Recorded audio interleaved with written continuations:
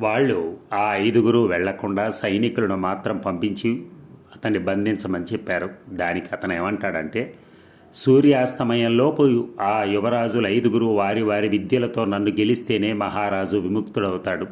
ఏ ఒక్కరు నాతో ఓడిపోయినా మహారాజు మీకు దక్కడు అని అనడం జరిగింది.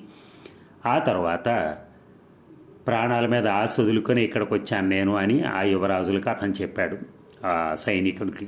మొదట పెద్దవాడిని కత్తి యుద్ధానికి ఆహ్వానించాడు ముసుగు వీరుడు. ఇద్దరి మధ్య భయంకరమైన పోరాటం. ముసుగు వీరుడే గెలిచాడు. రెండో వాడితో, మూడో వాడితో, నాలుగో వాడితో అందరితోనూ గెలిచాడు.